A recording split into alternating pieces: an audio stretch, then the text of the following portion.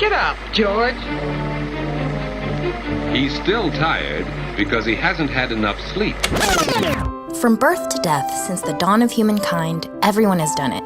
But we rarely ask, why do we sleep?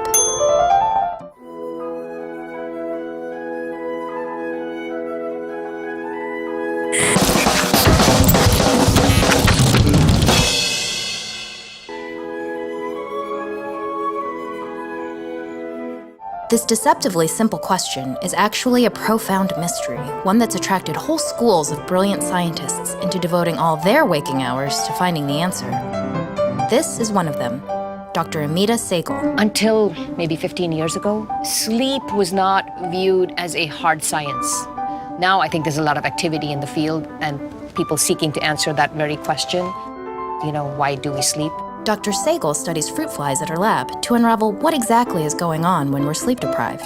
So when you're awake, your brain, your neurons are firing all the time, and you're building up all this garbage, and you need to clean it out. And I think that only happens during sleep. So for instance, back in the 70s, I think, these experiments were done where rats were sleep deprived for 3 weeks, and then they died. The exact cause of death still isn't known, but scientists were surprised to discover that the damage in the rats wasn't limited to brain degeneration. This experiment showed that when you don't get enough sleep, your whole body feels it. Your liver, your kidneys, your heart.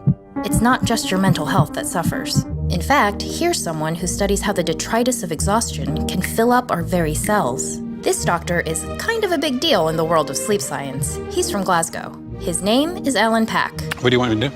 I'm Alan Pack. I'm director of the Center for Sleep and Circadian Neurobiology at the University of Pennsylvania. Dr. Pack's lab explores how lack of sleep can really muck up our cells. But before we get into that, we need to say a few words about proteins. Well, protein, you know, there's things like receptors, amino acids, folding process, peptides, chains, and... Pause. Our tissues and organs are composed of proteins, which fold themselves into unique three-dimensional shapes that determine their function. That's what our cells are designed to do. Create beautiful, perfectly folded proteins that carry out the millions of tasks that power the stunning machinery of a human body. Okay, got it?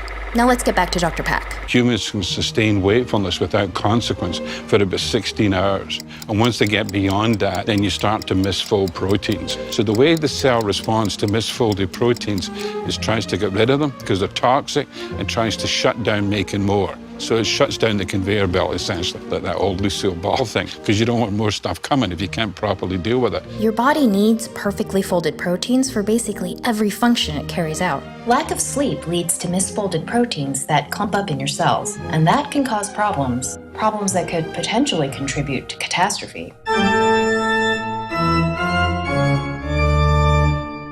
The takeaway? Beautiful sleep equals beautiful proteins, which equals beautiful humans.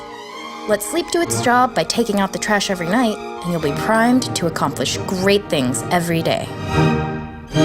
Are you an 8-hour man? Oh, more than that. I sleep about 9 hours.